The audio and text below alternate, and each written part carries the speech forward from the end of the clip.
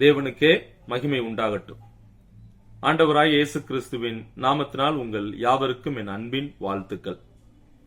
Exodus டிவியின் அருளுரை துளிகள் என்ற நிகழ்ச்சியின் வாயிலாக இந்த காலை வேளையில் தேவனுடைய வார்த்தையோடு உங்களை சந்திப்பதில் நான் மிகுந்த மகிழ்ச்சி அடைகிறேன்.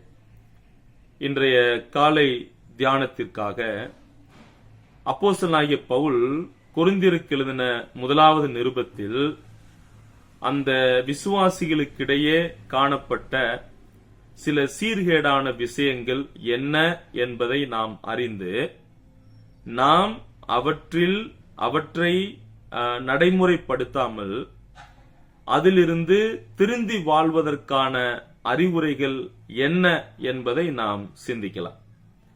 சரி, பொதுவாக இந்த நிருபத்தை குறித்து 1-2 விஷயங்களை அறிமுகமாக சொல்லி அந்த சூழ்நிலையில் இருந்ததான சில சீர்கேடான விஷயங்கள் என்ன என்பதை நான் ஞாபகப்படுத்தி நிறைவு செய்ய விரும்புகிறேன். பவுல் எழுதின நிருபங்களில் முதலாவது முக்கியமானது எது என்று கேட்டால் அப்போஸ்தலனாகிய பவுல் ரோமாபுரியாருக்கு எழுதின நிருபம். அதுபோல அவருடைய இரண்டாவது முக்கியமான நிருபம் எது அப்படின்னா கொரிந்தியருக்கு எழுதின முதலாவது நிருபம். ஏன் என்று சொன்னால் இந்த நிருபமானது கிறிஸ்துவினுடைய உயிர்த்தெழுதலையும் விசுவாசிகளுடைய உயிர்த்தெழுதலையும் குறித்து பேசுகிறது. இப்ப ரோமாபுரியாருக்கு எழுதின நிருபத்தில் ரட்சிப்பை குறித்து அவர் பேசுகிறார். ரட்சிக்கப்பட்ட மனிதர் எவ்வாறு அவருடைய இரத்தத்தினாலே விசுவாசத்தினாலே நீதிமான்களாக்கப்படுகிறார்கள், அவர்கள் எவ்வாறு பரிசுத்தமாக்கப்படுகிறார்கள், மகிமை அடைகிறார்கள் என்கின்ற விஷயத்தை பேசுகிறார். ஆனால் கொரிந்து நிருபத்துக்கு இங்கே வரும்போது கிறிஸ்துவினுடைய உயிர்த்தெழுதலையும் விசுவாசிகளுடைய உயிர்த்தெழுதலையும் குறித்து பேசுகிறார். அது மட்டுமல்ல, பவுல் எழுதின நிருபங்களில் மிக நீளமான நிருபம், அதாவது லென்த்தி ஒன் அப்படின்னு நம்ம பார்க்கலாம். அது மட்டுமல்ல, இதில் 16 அதிகாரங்களும் 437 வசனங்களும் இந்த நிருபத்தில் இருக்கிறதை நாம் காண முடியும். அது மட்டுமல்ல, அப்போஸ்தலனாகிய பவுலினுடைய இரண்டாவது மிஷனரி பயணத்தின் போதுதான் இந்த சபையானது உருவாக்கம் அடைந்ததை நாம் காணலாம். இந்த கொரிந்திய சபை அப்படின்னு சொல்லும் போதே அவர்களிடம் இருந்ததான பல பிரச்சனைகள், சூழ்நிலைகள் தான் நம் ஞாபகத்திற்கு வந்து செல்லும். சரி, இந்த பகுதிகள் எல்லாம் முதலாவது நூற்றாண்டில் அந்த சபையில் உண்மையிலேயே அவர்களிடம் இருந்ததான பிரச்சனை தான். அந்த பிரச்சனைகளுக்கெல்லாம் ஒரு தீர்வு காண வேண்டும் என்பதற்காக இந்த நிருபத்தை பவுல் எழுதுகிறார். சரி, அவர்களிடையே காணப்பட்ட சீர்கேடான விஷயங்கள் எது? முதலாவது 1ஆம் அதிகாரம் 10-17 வசனங்கள். 1ஆம் அதிகாரம் 10-17 வசனங்கள்ல முதல் சீர்கேடான விஷயங்கள் என்ன அப்படின்னா, they were following the human leaders. மனித தலைவர்களை அவர்கள் பின்பற்றினார்.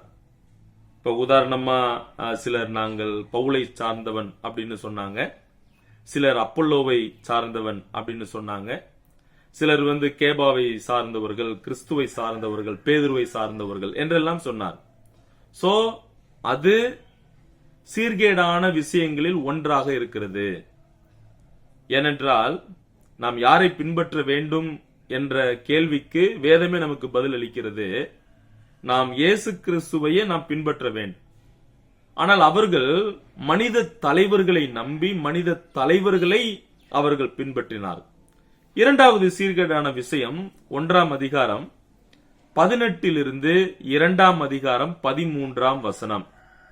1ஆம் அதிகாரம் 18 2ஆம் அதிகாரம் 13ஆம் வசனம். அவர்கள் மனித ஞானத்தை ஆதரித்தார்கள். They had favorite of human wisdom.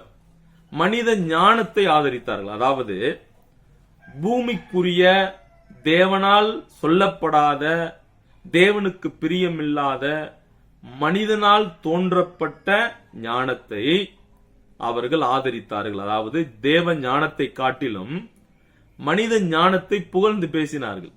மனித ஞானத்தை அவர்கள் விரும்பினார்கள். அதாவது இந்த பூமிக்குரியவைகளை, அழிவுக்குரியவைகளை அவர்கள் தேடினார்கள். இது இரண்டாவது சீர்கேடான விஷயம். மூன்றாவது விஷயம் 2ஆம் அதிகாரம் 14 3ஆம் அதிகாரம் 7வது வசனம் வரைக்கும் they were living fleshly, அவர்கள் மாம்சத்துக்கேற்ற வாழ்க்கை வாழ்ந்தார்கள், மாம்சத்தில் உழன்றார்கள். பாருங்க, பவுல் இந்த நிருபத்தை எழுதும்போது கூட சொல்லுகிறார், நான் உங்களை ஆவிக்குரியவர்கள் என்று எண்ணி பேசாமல் நீங்கள் இன்னும் குழந்தைகளாகவே இருக்கிறீர்கள் ஆவிக்குரிய நிலையில் என்ற நிலையில்தான் அவர் எழுதி காண்பிக்கிறார். அவர்கள் மாம்ச சிந்தை கொண்டிருந்தார்கள், மாம்சத்தின்படி அவர்கள் வாழ்ந்தார்கள்.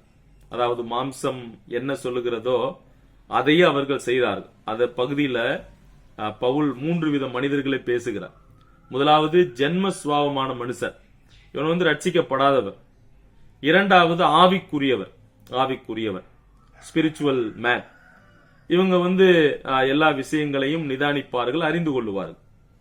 ஆனால் மூன்றாவது ஒரு மனிதனை சொல்லும் போது மாம்சத்திற்குரிய மனுஷன், இவர்கள் ரட்சிக்கப்பட்டவர்கள் தான், ஆனால் அவர்கள் மாம்சத்திற்கு முக்கியத்துவம் கொடுத்து எல்லா நிலையிலும் செயல்படுவார்.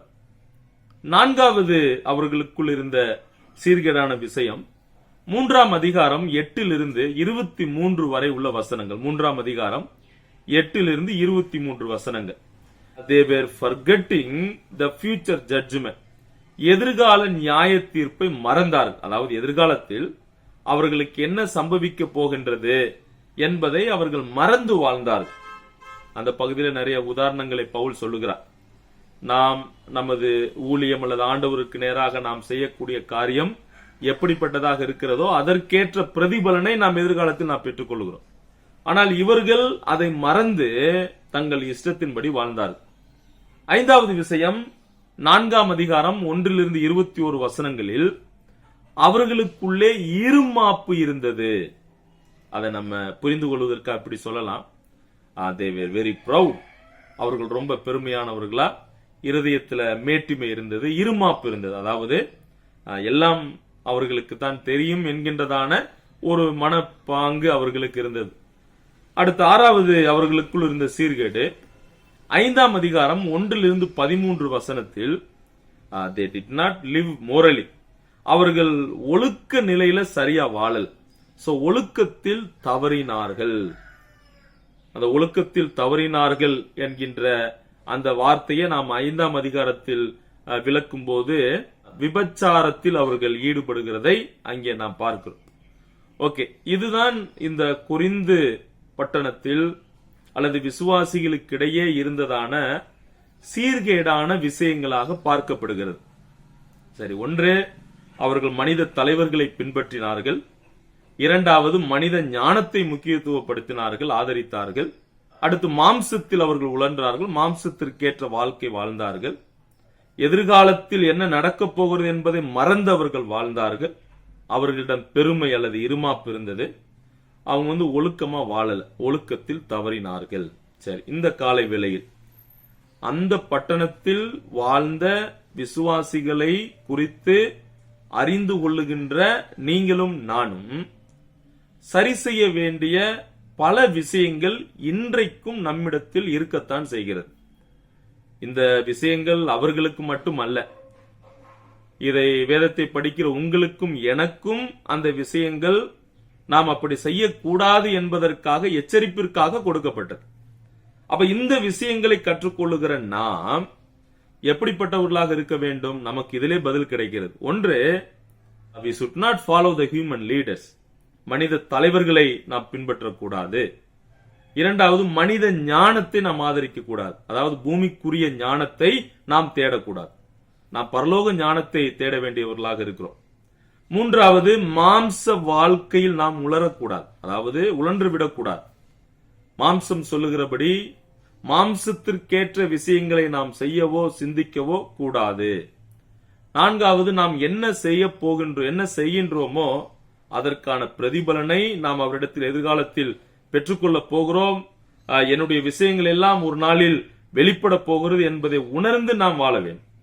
அடுத்து, பெருமை அல்லது இருமாப்பு நம்மிடம் இருக்கக்கூடாது. அது மட்டுமல்ல, ஒழுக்கத்தோடு வாழ வேண்டும். we need to live correctly in the life of moral, அதாவது ஒழுக்கத்துல நாம் சரியாக வாழணும். எனவே ஆண்டவர் நமக்கு இந்த காலை வேளையில் உதவி செய்யட்டும். நாம் கற்றுக்கொண்ட இந்த சத்தியத்தின்படி நாம் வாழ ஆண்டவர் நமக்கு உதவி செய்யட்டும். நாம் தேவனையே பின்பற்றுவோம். பரலோக தேவ ஞானத்தை நாம் நாடுவோம். மாம்சத்திற்கு முக்கியத்துவம் கொடாமல் இருப்போம். நாம் செய்கிறவை அவருக்கு முன்பாக எல்லாம் வெளியரங்கமாக இருக்கிறது என்பதை அறிந்து கொள்ளுவோம். பெருமை இல்லாமல் ஒழுக்கத்தோடு நாம் வாழ ஆண்டவர் நமக்கு உதவி செய்யட்டும். தேவனுடைய நாமம் மகிமைப்படுவதாக. ஆமென்.